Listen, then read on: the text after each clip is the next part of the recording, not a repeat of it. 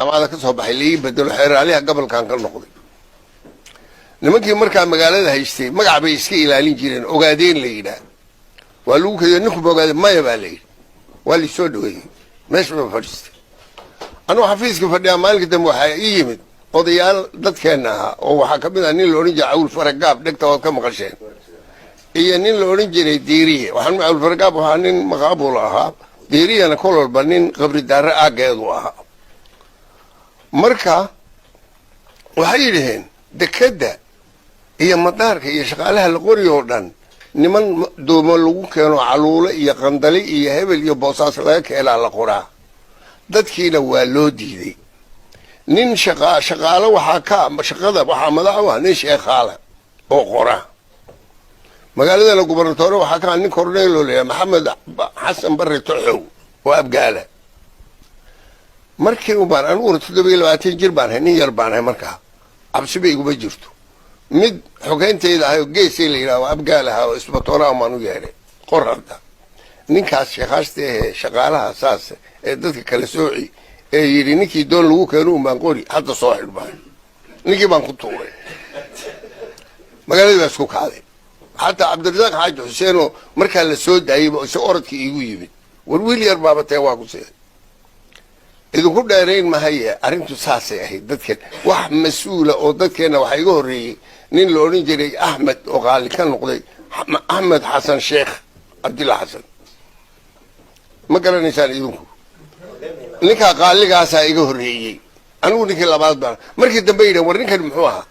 ogaadeen maa soo mid war me waa kuway ogaadeenka walaalyihiin baa layidhi oo kale lama garanayn iyagu mayna garanayn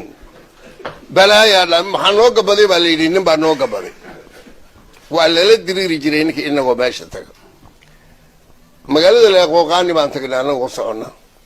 nin waxaan ugu tagnay la odhan jiray aadan adoomow oo aadan khayr ahaa aadan khayr cabdillaah waxaan jiraa buu yidhi 90 iyo intaas sano noo warran baan nidhi taariikhdii buuna siiyey wuxuu yidhi dhulkan waxaynu toos ula wareegnay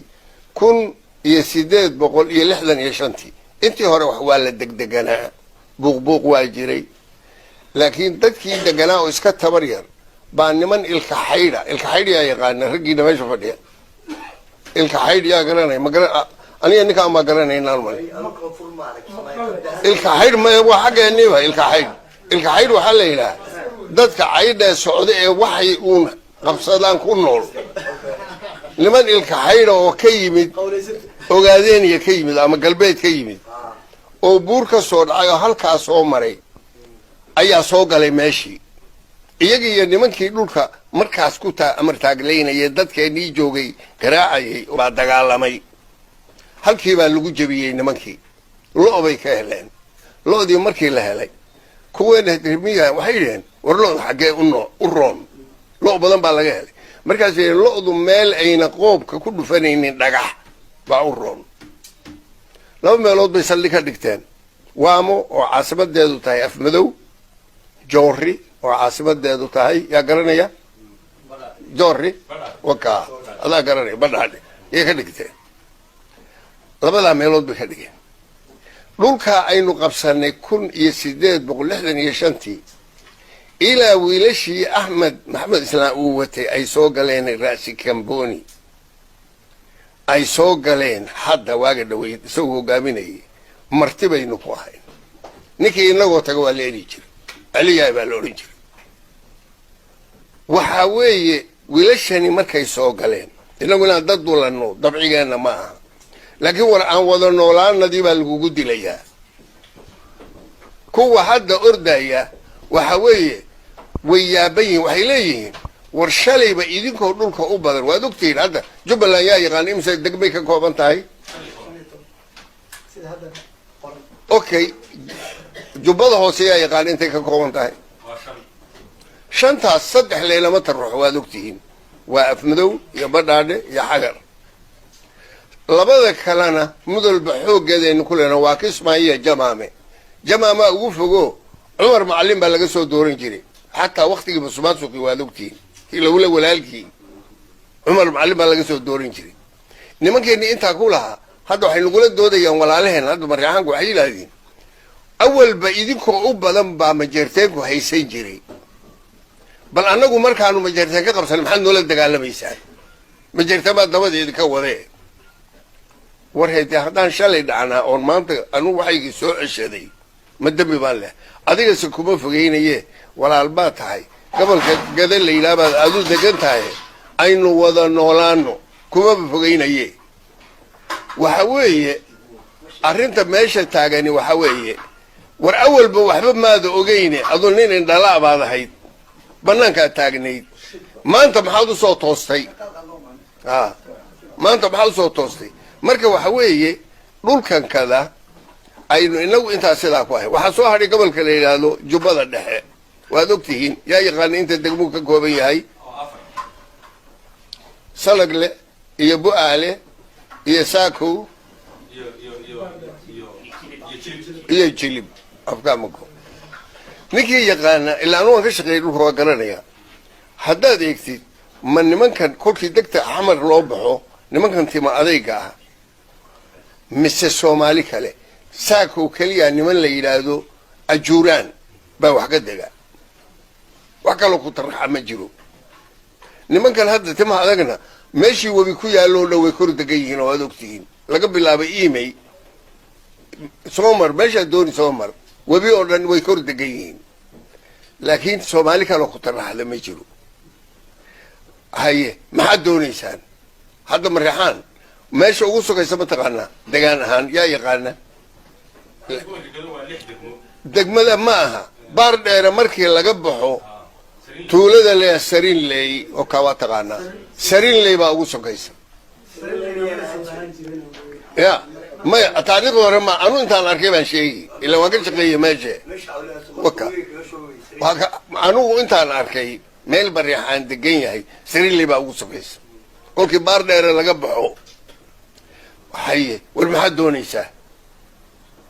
shalay ba ma jeerteen maada ku qabsanayna maxaad igu qabsanaysaa aniga war haddaan shalay hurdoon maanta soo toosay soo waxay inaan qaato xaq uma lihi eedaynu inagu leenahay haddaan qurba joognahay aan ku xidhaya waxaa weeye war dhulkii rag baa intay mitideen wiilasha raasi kamboni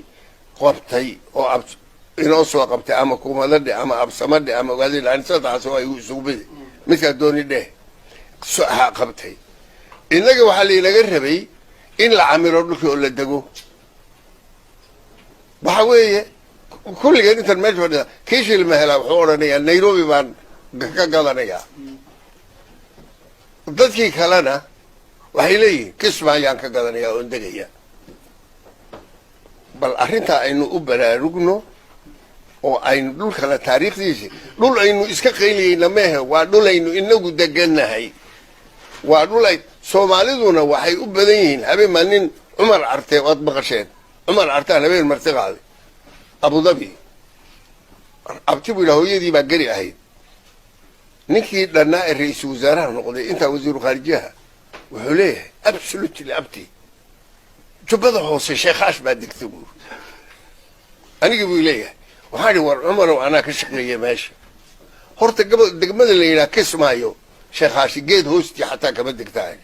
laba tuulo oo midna leh hoos weyne oo ku taalo jamaame hosingo ama hoos weyne midkaa doonay dheh waa laga bedelay hosingo talaaniga baa odhan jiray hoos weynaa loo bixiyey oo ku taala badhaadho iyo tuulo